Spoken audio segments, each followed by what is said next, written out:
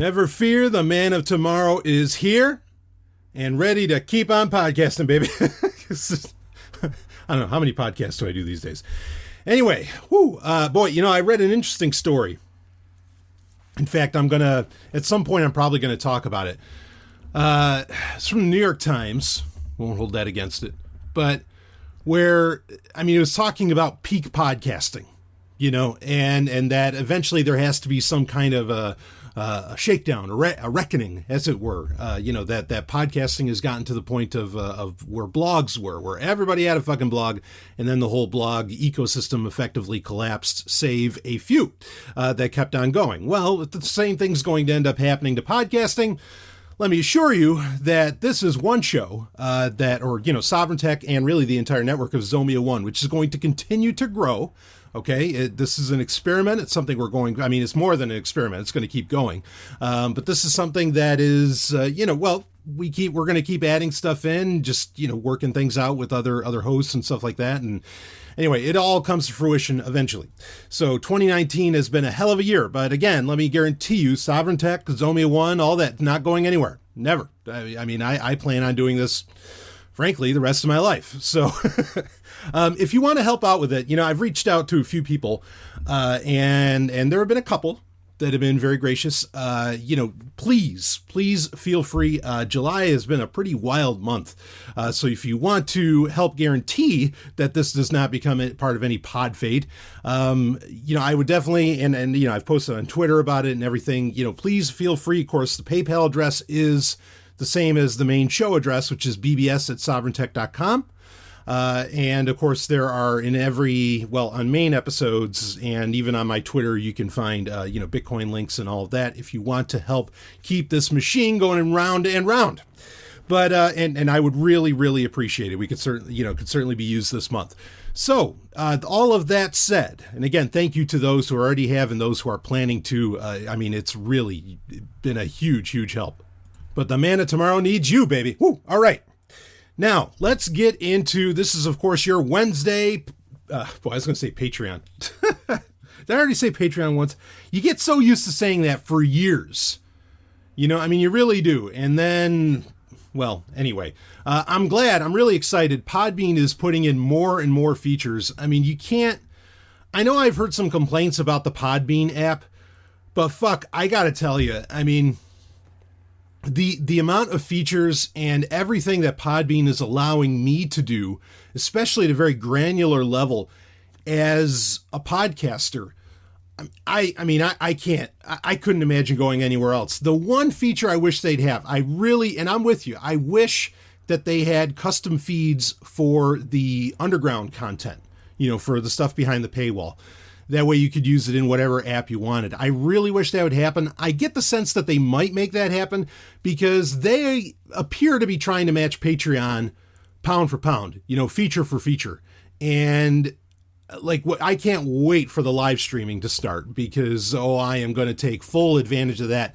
And we're going to end up doing, I'm going to tell you, because I really want to sweeten the pot for people to move over to Podbean.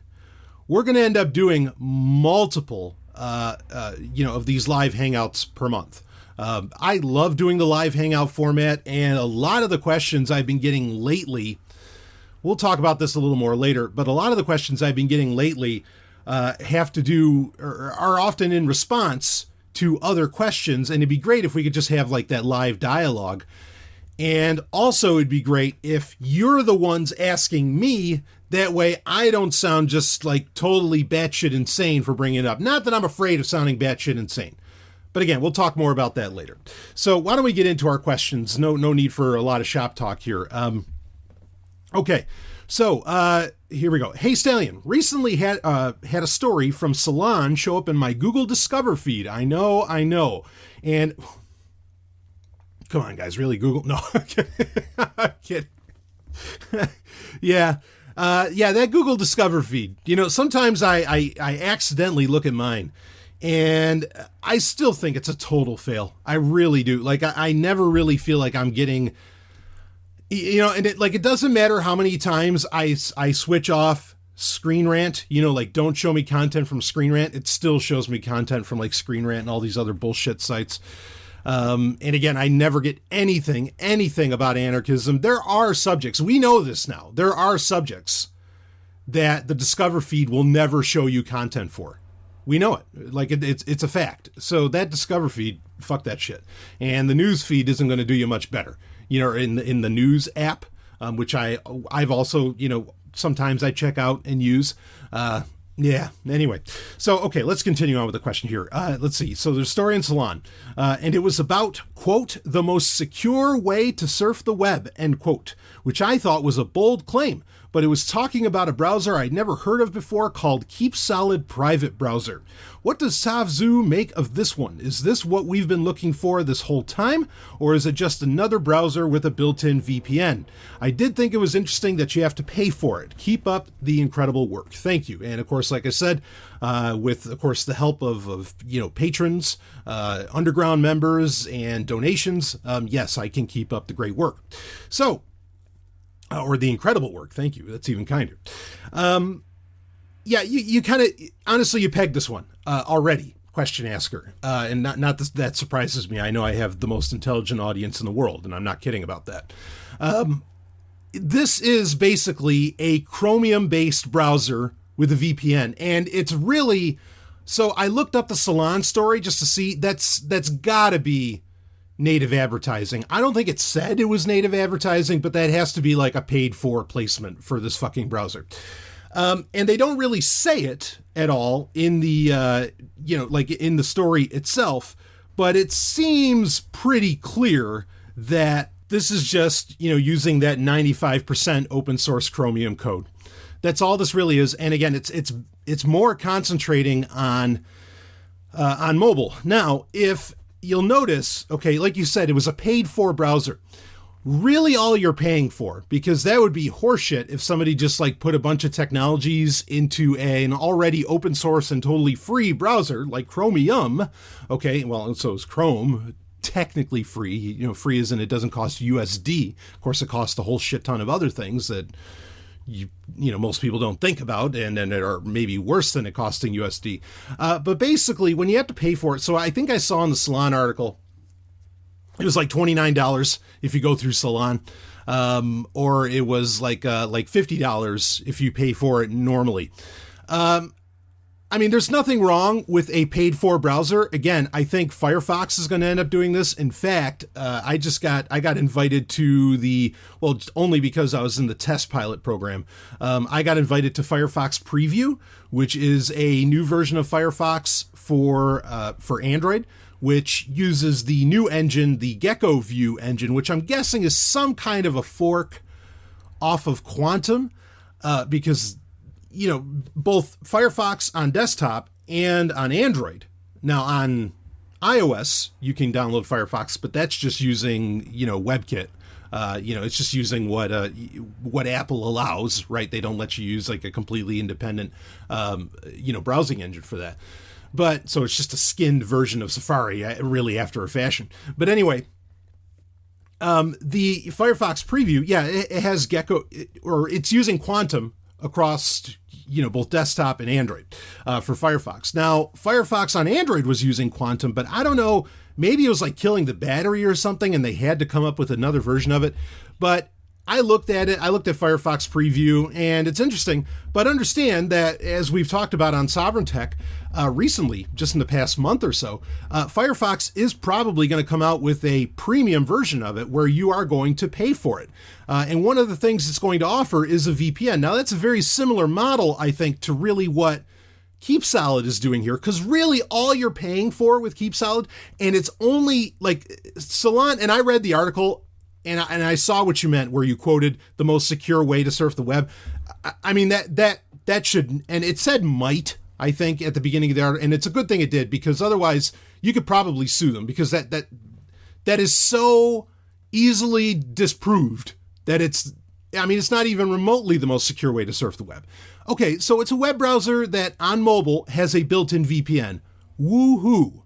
Okay, like that doesn't blow, you know, that doesn't blow up my skirt at all. And as far as on desktop, I don't think it's actually a browser. It looks like it's just a VPN client that you get to install on desktop. So really all you're paying for is a VPN service. Like that's all you're getting. You're not getting a bunch of features. As to where, like when we talked about with Firefox Premium, there's probably going to be a ton of features that come with this, like password features, a lot of other things. Okay, with all the different products, that Firefox or that Mozilla is now offering through the Firefox brand. Like I wouldn't be surprised if Firefox Send would, if you are paying for Firefox Premium, would actually allow you to, send files larger than 2.5 gigabytes. Maybe not because, well, I don't know what the limitation is there, but it's a possibility. This browser, there's just nothing special. It literally is just a Chromium browser and it has a VPN built in. That's all. Is that a bad thing? No. And is it something, I mean, are they claim they're not keeping any logs. Again, that's always just a claim. You got to keep that in mind. It sounds like they're doing a lot of things right, but frankly, just, there's, and it's a lifetime subscription. And I want to touch on this. So that $29 or $50 depending is apparently a lifetime subscription to their VPN.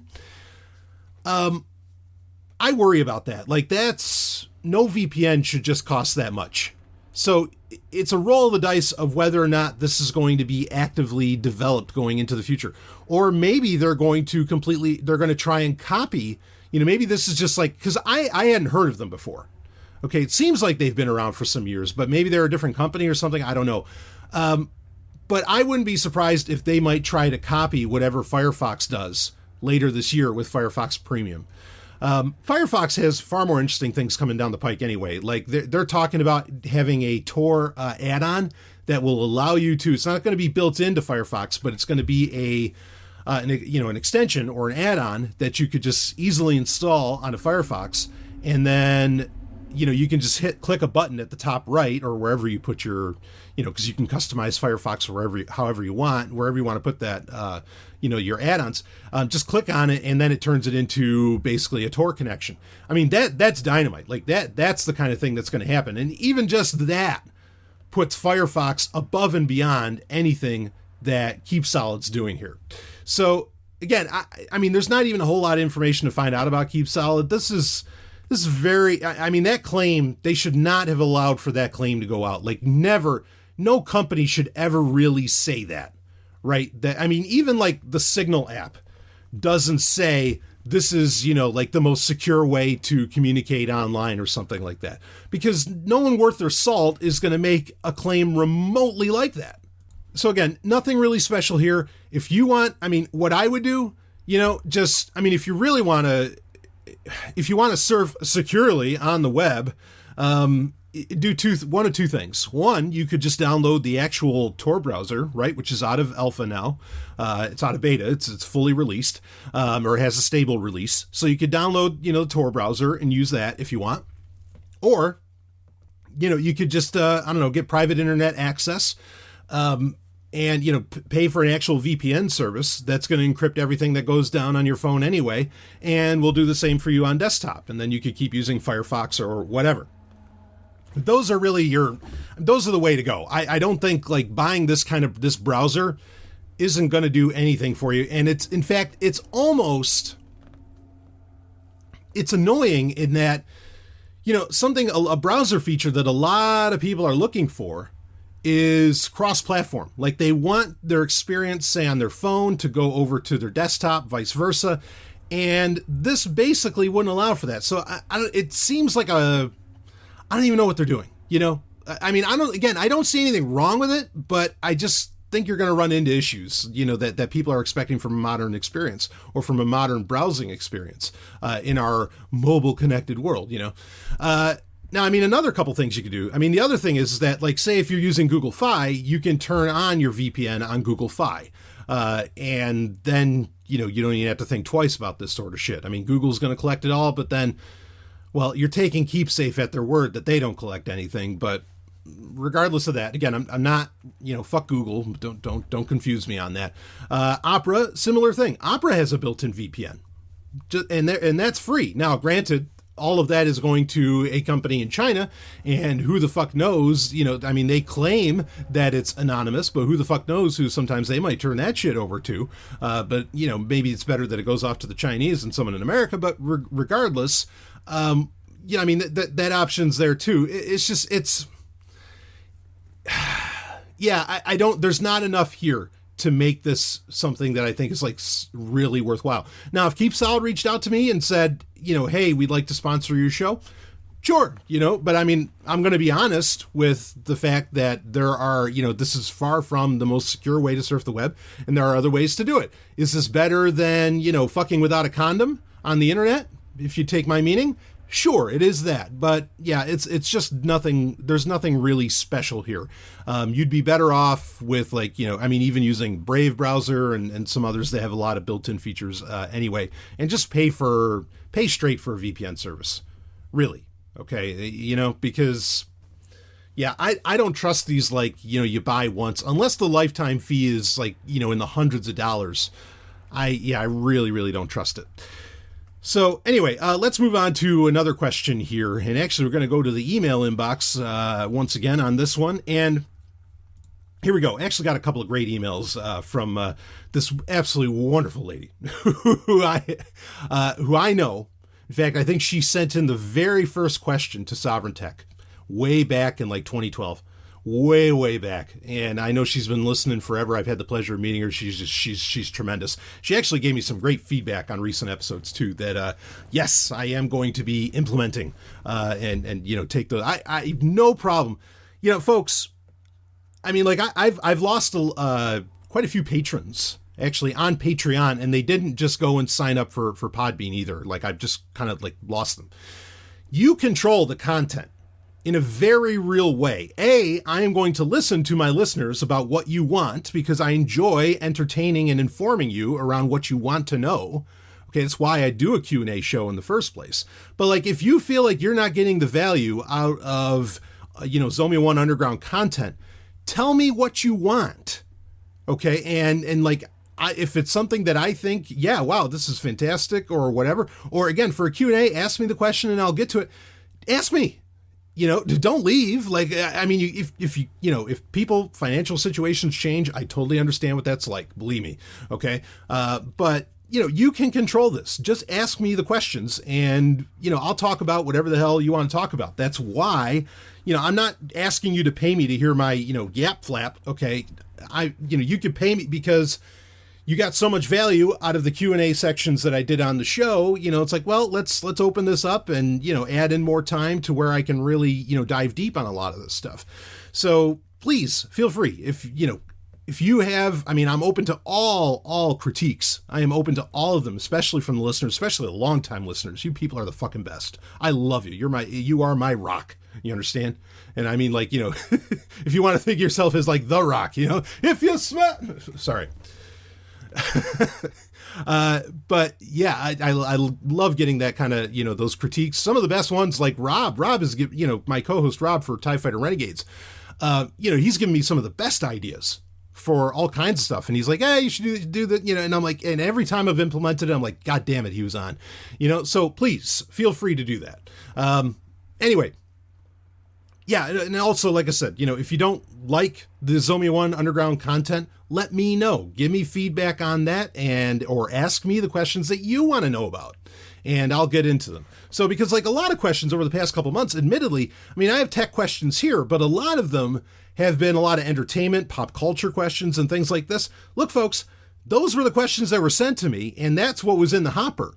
If you want, more tech or more history or whatever, put those questions into the hopper. I will get to them. All right. It's that's what was there. That was the resounding, of what people wanted me to talk about, but you can add your voice in and I'll talk about it. So continuing, here we go. Let's see. Hey Brian, saw this today and it's the Nokia 22, the 2019 edition. There's been the Nokia 2. I think there's the Nokia 2.1 or the Nokia 2 came out in 2017, which I reviewed the Nokia 2. Which was, the phone itself I thought would be fine, but Google's implementation of Android Go had something really left to be fucking desired. I mean, that was not working out well. And it looks like Android Go is kind of falling away to some degree. We'll talk about that. Anyway, then there was the Nokia 2.1, which was a little bit of a better phone. And now we have the Nokia 2.2. Anyway, I read up about this, a few reviews from a few different sites. But here's what the emailer had to say. Stock Android, removable battery, OS updates for 2 years. It is, Stanley breaking in, it is an Android One phone, which I have recommended wholeheartedly lately. Security updates for 3 years, etc. Other than extremely small storage, 32 gig, it sounds pretty good. I'd be interested in a review on it if you think it'd be useful to your listeners. And yes, I do think it would be interesting for the listeners. So this is a phone, if you are looking, now here's the thing. This Nokia phone's the only real problem. So the phone that I recommend, if someone emailed me right now and said, what phone should I get? And actually I get this a lot. I would recommend the Moto X4. That is the phone that I'd recommend right now. And part of the reason why is that you can get one usually on any given day. You can get one for probably, because both Ellen and I use a Moto X4. And they were under $200 then. Now, basically across the board, they're well under $150 usually. So around the same price as the Nokia 2.2. Now, we'll talk about the Nokia 2.2 in a second. The reason, we'll talk about the Nokia 2.2. It's a worthwhile phone, in my opinion. I'm very intrigued by it. But the reason at the end of this, I'm still going to recommend the Moto X4 if you want to go that route is because the Moto X4 can work on has so many different antennas. It can work on Verizon. It can work, not that you should use Verizon, but it can work on Verizon. It can work on AT&T. It can work on T-Mobile. It can work on Sprint. It can work on basically any carrier around the world. That makes the Moto X4 very unique. And if you do happen to want to go with Google Fi or something, if you do, it has all of the features, all the tech necessary for the fast switching that Google Fi does between US Cellular, T-Mobile, Sprint, and Wi-Fi. So I still think the Moto X4 because of that agility, is the better phone. However, if you are somebody who, you're totally on GSM, you're totally, you're locked in, or not, by choice, you're locked in with T-Mobile or AT&T or, somebody like that one, or like Straight Talk, one of their MVNOs. If you're if you're locked in with that, I think the Nokia 2.2 is a fine phone. And for these very reasons, is that it does come with Android 9. It's a 2019 phone. You can buy this right now. It is only $140. It's like $139. Okay. And so you're going to get the updates, you're going to get up to Android. Well, you might even get up to Android S, whatever that ends up being. Okay. Because Q, I think is that fully launching in August, if I'm not mistaken. In fact, I've been worried about with the Moto X4. I haven't gotten a security update since May, and I'm kind of wondering if they're just planning on rolling out Android Q very quickly to this phone. That's what I hope happens. I've read some people have gotten the June or maybe even July updates, but I haven't gotten those security patches, and I'm not sure why. This phone, the Moto X4, is still well within the 3 years of security updates, well within that. But anyway, so you have, because the Nokia 2.2 is an Android One phone, which is what I recommend, unless you're the kind of person that likes to rock Lineage OS. That's, please, how supportive I am of that. I've done entire classes on getting people on board with Lineage OS. Don't confuse me. But otherwise, if you're not going Lineage OS, you want to go Android One. Okay. And this is an Android One phone. It's not Android Go. It's Android One. The removable battery is a very interesting. That is so for my Dark Android project for years, the two things, the three most important things was that you have, it should not have a fingerprint sensor. You don't want it to have a fingerprint sensor, even though you can kind of turn that off, but I have concerns around that. You want a micro SD card slot, which this has, and you want it to have a removable battery, which this has. The removable battery part of this really does make it interesting, and it's amazing, even in the Ars Technica review, how many people wrote up about the fact that, wow, holy shit, that what a great feature to have. And it's so funny because, again, I ask it all the time of people when they talk to me, because like I said, I do get asked a lot, like what phone, what's the best phone out there, blah, blah, blah, which honestly, folks, I mean, just about, unless you are on the more privacy side of things, more on the sovereign tech, shall we say, side of things, any phone is really just fine. I know like Asus just came out with a Republic of Gamers phone, a ROG phone, that is the most powerful Android phone ever. And I'm just like, and who asked for that? Like, who wants this? Who the fuck is taking Android gaming or Android processing power or whatever so seriously that somehow that is attractive to them? That, I don't know, that blows my mind. So anyway, and the other part is that I have not, and I've asked, and I've asked, and I've asked. I've even asked on Twitter. I've asked on every venue that I can. And if I ever was in front of any tech giant or, any CEO for any phone manufacturer or whatever, I would ask them, who told you people don't want bezels on their phone? Who was complaining about bezels? I cannot believe anybody was complaining about bezels. I can't fucking imagine. And I want to know, like, if anybody out there, and look, if you have a great answer, I'm not going to insult you. Explain to me why you don't want bezels. I don't fucking get it. The only answer I can come up with is that they want you to, like, getting rid of the bezels is turning your phone more, I mean, either, because I can't believe it's just to sell cases. That doesn't make any sense, just so you can, like, hold your phone like a normal human being would, even though how long have we actually had smartphones? Not that long. For it to be called normal is ridiculous.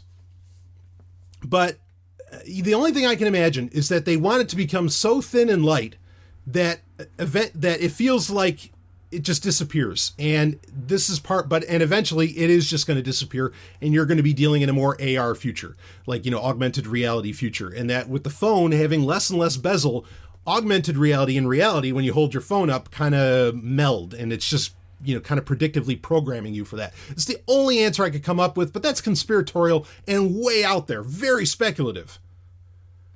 I can't imagine who the fuck is complaining about bezels. Now, this phone, unfortunately, it does have the notch. Unbelievable. Fuck that. But it's probably the cheapest phone with a notch. Okay. Does have a little bezel at the bottom that says Nokia and all this. So whatever. That's fine. That screen, by the way, it's a 5.7 inch screen. That's important to bring up. So it's a fairly larger screen, certainly much bigger than the Moto X4. And it's a 720p screen with, it's IPS, which great. Nobody, 1080p is just a battery drainer. And I feel like those high resolutions are meaningless on a smartphone, and everybody knows that. And I don't know, again, also, who the fuck was complaining about screen resolution on their smartphone? Like, seriously, you tell me that, fuck, no, I want 4K content on my smartphone because I look at my smartphone screen and watch movies on it and whatever the fuck else that much. I don't believe it. I don't believe it. Maybe there's kids out there that do that sort of thing, but I don't believe people that can actually hash out $1,000 for a phone do that. So 720p screen, great. I think that's awesome. Save battery, phenomenal. Pretty fair sized battery on this one too. The 3 gig of RAM, that's good. And then the processor, it's a MediaTek Hello A22 SoC, which is a quad core, and they only run at 2 gigahertz. Now, I mean, that's a little weak for a modern phone, especially when we're talking about running newer versions of Android. It's a little weak, but I think that would get you by just fine. The 32 gig of storage, yeah, that's the bare minimum, because yeah, you can put in a micro SD card slot, but you're never going to want to merge. Micro SD cards that run at a good speed are still far too rare. You're not going to want to merge, even though Android's been able to do it for years. You don't want to merge your storage. So 32 gig is just enough to run enough apps, I think. So it's a little low. I agree with the emailer completely. That's a little low, but that's like, if it had 16, I'd say don't buy it. Like the 16 gig, and I've tried a 16 gig smart. I mean, it just doesn't work. Even though, admittedly, in fact, Google today, they just released a new app called Gallery Go, which is a dumbed down version of Google Photos. And I checked it out, and it's really lightweight. It's like 10 meg. Obviously, with the name Go in it, it's meant for Android Go phones, which normally only have like 8 gig of onboard storage, which that's ridiculous. I did a full review of the Nokia 2, which was an Android Go phone, and I told you how bad that got. But anyway, and how horrible an experience that is. Anyway, this Gallery Go is actually really slick, and it gets rid of all the nonsense features that I think Google Photos adds in.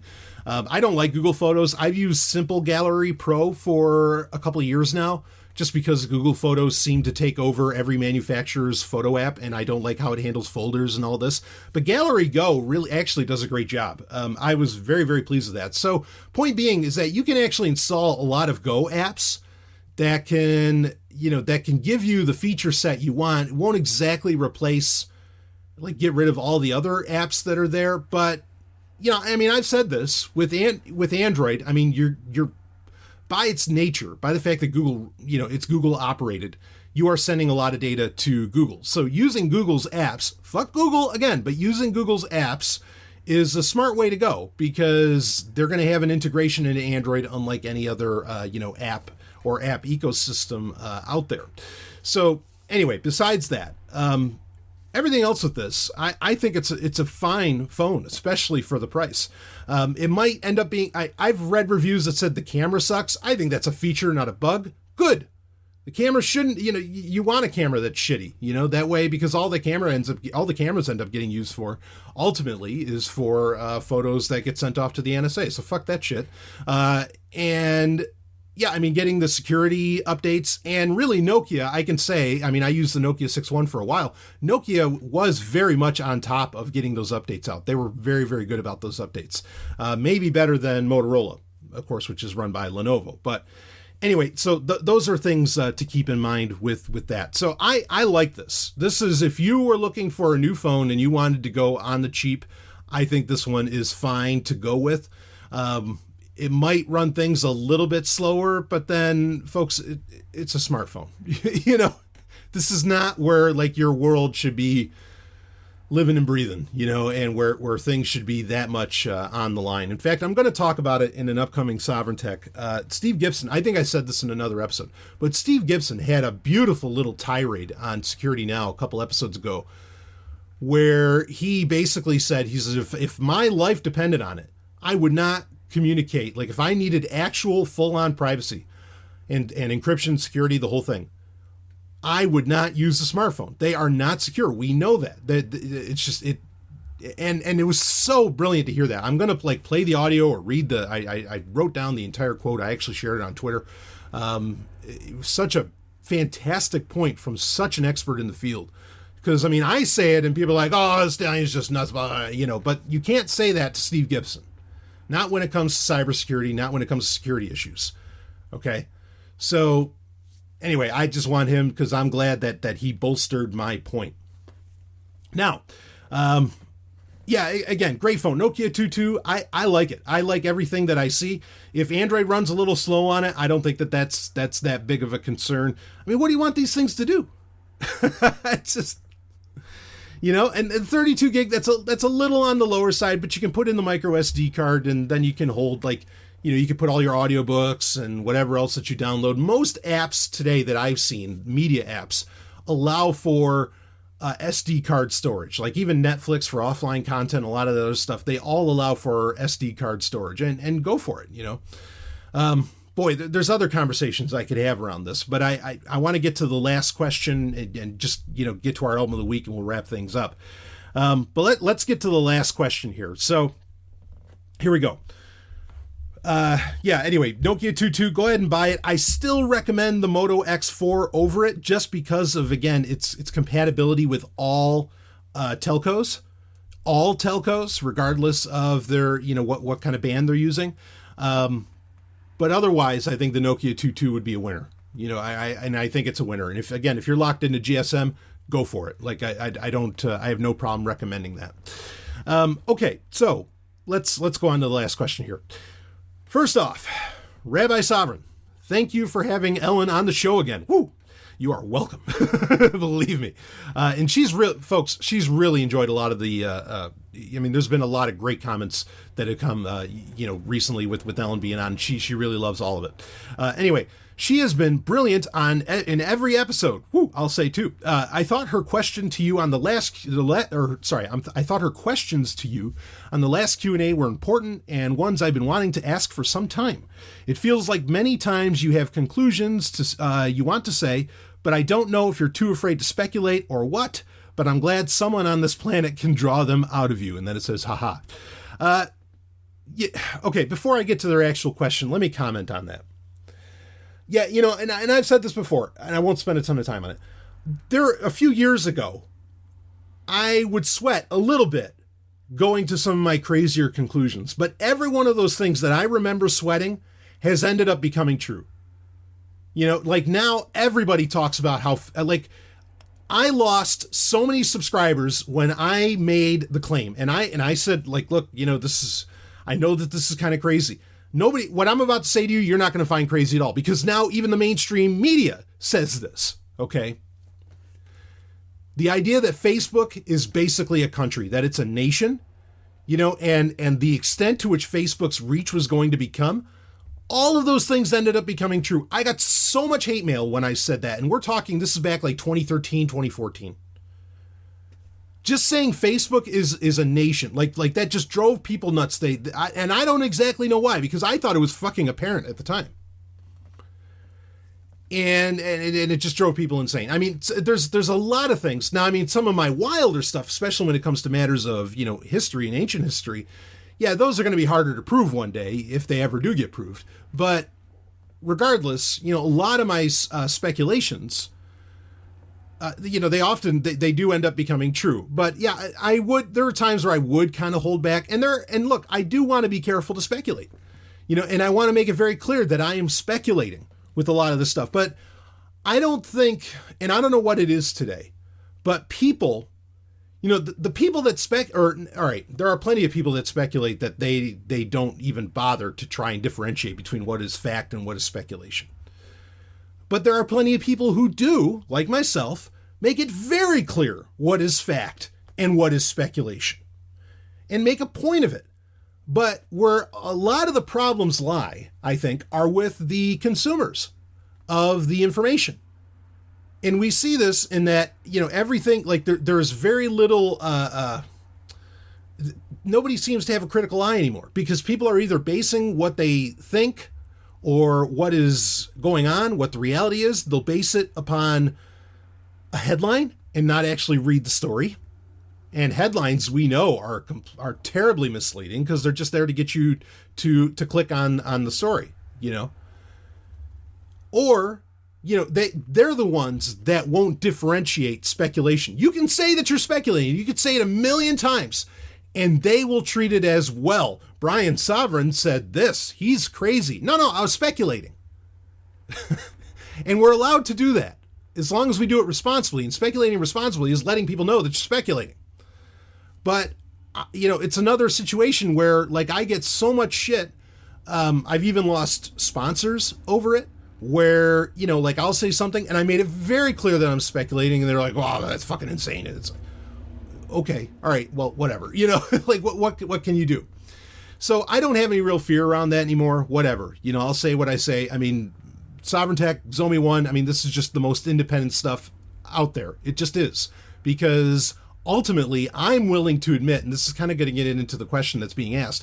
Ultimately, I am willing to admit where I'm willing to go to the reality. I'm willing to go far enough to see the reality of what's going on and how really, like, the world works right now. And it's, it's bad. And that kind of gets to some of the questions that Ellen was asking me in the last Q&A. How at the heart of all this stuff, it's all wrong. And, well, anyway, let me finish reading here, but there you go. So going on with the question, but what I have to ask has more to do with the study Ellen found that referenced how so many women are becoming nuns. I looked up the article and I thought the info was staggering, but what say Rabbi Sovereign to why this is happening? Don't stop podcasting, and yes, give us more Ellen. We need Ellen. Woo! Preach that. I do too. So, I'm with you. So, okay. why? So the question I'm gathering here is why are young women? Because I think the article is about millennials specifically, which granted that's a broad age range, but why are millennials becoming nuns? Why is this happening? Especially when I remember seeing stories over the past few years that are constantly talking about how like the amount of nuns in the world and in the U.S. is dropping significantly, but now we're getting stories that, oh, no, millennials are wanting to become nuns, etc. So why is this happening? I think kind of what I was just saying and some of what I was saying in the Q&A last week. I think, and I've been saying this for years, really, but deep down, whether people can put words to it or not, we all have the feeling that something is very wrong. You kind of think of the Matrix, like, where Morpheus says, that there's something wrong with the world. And I think we all know that so much of the world today, especially, and it's not just today, there have been other points in history where it's off, but that things are off, but also we're constantly being fed with so much contrasting and conflicting information. And we're being fed so much information that I think, humans in general, as a part of the human condition, I think look for the truth. And that looking for the truth, this isn't just some like byproduct of logic or some nonsense like the trivium or something like that. Okay. This quest for truth by humans, I think, is an evolutionary, biological, universal. Okay. It's a biological function, because without the quest for truth in reality, we would die. Like, we couldn't survive as, our ancient ancestors, cave dwellers, whatever situation they found themselves in. Okay. It's really only until, we could get into ancient mushroom cults, but that's an outside of that conversation. It's really not until more modern times that you can really get away, frankly, with being nuts, that you can get away with not paying attention to reality. This is really the only time that's ever been possible. And ironically, I think a lot of people are, and this has been going on for a while, are breaking away from reality because you have so many different interested parties, shall we say, and this could be corporations, governments, religions, whoever, that are basically telling you that there are millions of people, or at least groups of people out there, other parties, that are coming after you, that are trying to get you. There's this massive fear-mongering machine of information transmission going on out there. And because of that, I think people are looking for, they are looking for connection with other humans to get that need for safety met, right? So they're looking for some kind of grouping, which, yes, churches, religions, synagogues, whatever, have certainly, filled that niche in the past, because, in numbers, there's some safety with all that. Okay. They're searching for truth. And, when you have, look, I'm going to give credit where credit's due. So nuns are largely a Catholic phenomenon. We could get into Eastern Orthodox, some other things, but basically nuns are more or less considered a Catholic phenomenon. Catholicism, to its credit, and I've often said forever that Catholicism, if there is a real Christianity, it's Catholicism. It's the one that can adapt to the times. It is the one that has the ability, because it bases part of its foundation on the traditions, which is a biblical concept, that there are traditions that, not just the word of God, but also traditions that you follow, because, the Bishop of Rome, shall we say, the Pope, is the arbiter of those, those traditions. Those traditions can be added onto, altered, whatever, to fit new information and the times. But you basically have there's the compendium, but you have the catechism of the Catholic Church, right? And this catechism is this giant book of truth, and I dare say, like, it might even, for some Catholics, it might even be considered more important than the Bible itself. But it's very attractive to have the truth in one book, even if it's a book that's like 800 to 1,000 pages. It's a very attractive concept, and especially like with Catholicism, with the Catechism, it's particular. Or you can get the Compendium, which is an even shorter version of that, but it's very attractive to have this that appears to be, basically approved and ordained by God, because it comes down from the Pope and the Vatican Council and all this, okay, or whichever Vatican Council, right? Catholics have their own little civil wars with sedevacantists and all this. Some people don't like, Vatican II. Anyway, that's a big story. Okay, but it's very attractive to have this compendium of all that is right and true. When today we are just hammered with so much bullshit. And it's bullshit because it's effectively marketing, and that marketing is effectively trying to scare you or lure you, one or the other, but it's still fear, because it instead of it, even if it's for something pleasurable, it's really for the fear of missing out, so it's still all based around fear. But, all of it's marketing to just try, and get you into this stuff. Every story about Trump is marketing. Every story about, I don't know, whatever food you're not supposed to eat is ultimately marketing. There's scientific truth within that, but that's part of the problem, is that you have to be a very watchful, a very vigilant, a very knowledgeable person to be able to sift through all of this info. And again, a lot of it's very conflicting. Coffee's bad this week, next week coffee's good. To be able to try and get to the reality, it's very difficult. It's very, very difficult. Why are podcasts so wildly popular? It's because people are looking for truth. And they're trying to find experts out there who maybe, and podcasting has the ability to be somewhat detached from the corporations and whatever that a lot of people don't trust, especially around the world. Americans don't seem to mind corporations. In fact, they usually suck their cocks. But in other parts of the world, they don't trust corporations. Of course, they trust government. So, it's not like they're that much better, but you get my point. I think most people, and I mean pretty much everybody, if you kept asking them, if you kept asking questions and kept peeling away at the onion of whatever is going on in their life, okay? I'm trying to be brief with this, but it is a huge conversation. Eventually, you're going to get to the, to the absolute inner to that onion. And when you get there, I don't think most people like the smell. And I think it makes people cry. In fact, the onion analogy is perfect, because here's the deal. I think that most people are afraid. Again, you're appealing to their fear, and it's because they do have fear. And I understand it, and I empathize.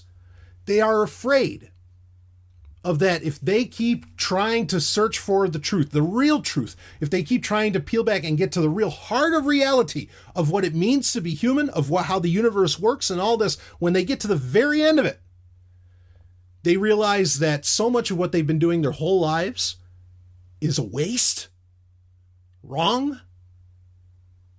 Maybe they realize that, holy shit, safety is an illusion. There's all kinds of wild concepts that are going to start hitting them. Folks, you got to... this is another thing that I've talked about many times. Many times. It was a brilliant piece of audio where it was on the Tom Woods Show, which don't listen to that show otherwise, but here we go. It's on the Tom Woods Show. They were talking about Max Stirner. He had this expert on talking about all these different types of anarchism, and they were debunking and ripping to shreds pretty properly a lot of different types of anarchism, and I appreciated what they were saying. I'll give credit where credit's due. And then they get to Max Stirner. They don't rip him to shreds. They don't say that Max Stirner's wrong and that egoist anarchism is wrong. What they effectively say is that no one wants to live like that, like this hyper-individualism. Yeah, it is the logical conclusion of individualism, which is supposed to be the heart of anarchy, even anarcho-capitalism. It is the logical conclusion of that. That's their words. Okay? Libertarian extraordinaires, it's their words. They're saying that Max Stirner's, the anarchism that he was espousing 200 years ago, that egoism is the logical conclusion. That is where this goes, but this is what they said. No one wants to live that way. Where you have to be, because here's the deal, and I've said this before too. Here's the deal. Within the concept of egoism, and boy, I don't know if I've done an episode where I did like a breakdown of egoism and all this. Maybe I should do something like that. You can let me know if you want that. But within egoism, here's the reason you're afraid of that, or why people are afraid of that. Here's the reason why people don't want to completely pull away, the curtain and see the wizard, is because they are going to realize, everyone would realize, that to make it, to survive alone in this world and to thrive and to get all the things that as humans that we want, happiness, love, and all this stuff, you have to be the best fucking person you could possibly be. Physically, mentally, whatever. And that terrifies the fuck out of people, because when you pull away the religion, when you pull away Catholicism, when you pull away Judaism, when you pull away Islam, when you pull away, pick your poison, when you pull away Buddhism, because that's horseshit too. When you pull away all this stuff, you are left with you. Just you. Now, as a social species, we can have other people in our lives that can enrich us, okay, and we can work together. Life evolved through networking, not combat, right? That's the old Dorian Sagan quote. It's true. But you are left with you, and that terrifies the fuck out of people.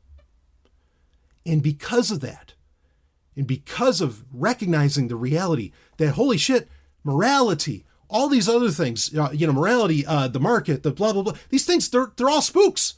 They're a subjective reality, but they're not an objective reality. They're not a natural core, necessarily, of the human condition. They can be an expression of some parts of it, perhaps. Sure. But ultimately, they're spooks, as Max Stirner would say. All there is you. People are terrified. Here's how I like to wrap up egoism very quickly.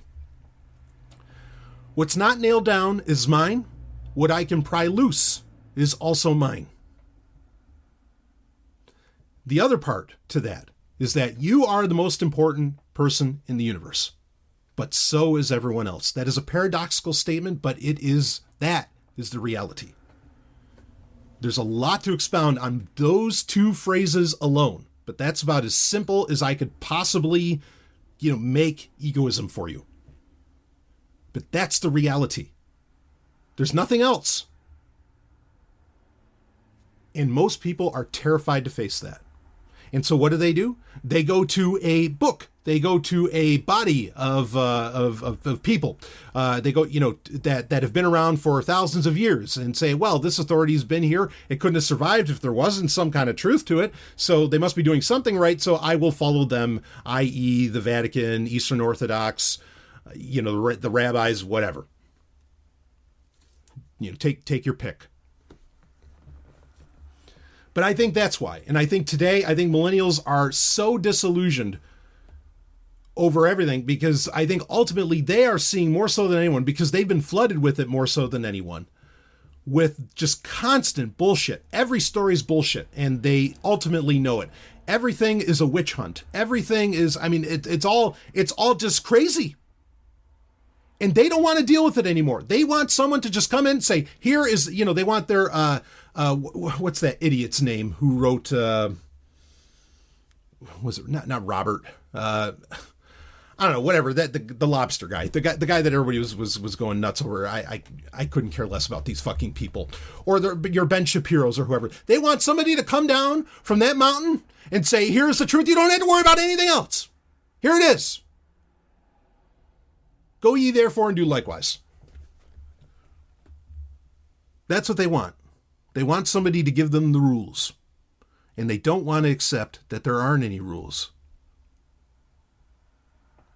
And it's sad. It's very sad. I get it. It takes courage. It takes fortitude. It takes a lot of personal strength, mental and physical, to really be able to accept the nature of the human condition and the nature of reality. Because I'll tell you this, we've talked a lot about, the great future of going into space and all that. And I agree. And I think there is going to be a great future of going into space. I usually don't like to use this word, but I'm just going to use it for effect. Space is a heartless bitch. No offense to anyone, to women or anything like that with that statement, but I want to make that statement very clear. Space is a heartless bitch. It is brutal. I think Ian Banks is probably right that when you go up there, oh yeah, no. I mean, and this is why governments don't want people going up there, because government can't survive up there. The fiction can't survive, because to survive up there, you have to be, just as our ancient ancestors were, so in touch with reality. So in touch with what is going on. You have to be constantly paying attention. You have to be constantly vigilant on, what's the oxygen levels? How much food? Is there enough algae getting reproduced through the protein resequencer? Whatever the fuck it is. Okay, you are, and look, I'm not saying that socialism is any kind of great thing, but you're going to have a lot of people that are going to start espousing something that looks a lot like that, because to survive, you're going to have to really work together and really pay attention to what's going on, and praying to God isn't going to save you in space. Most people, that space is going to be for some hardy folks. It ain't going to be for everyone. Maybe everybody will want to take a little trip around the moon, but living in space or living on another planet where we once were as a species, we will be again. And we are going to be harshly, and I would also, though, at the same time say beautifully in touch with reality when that happens.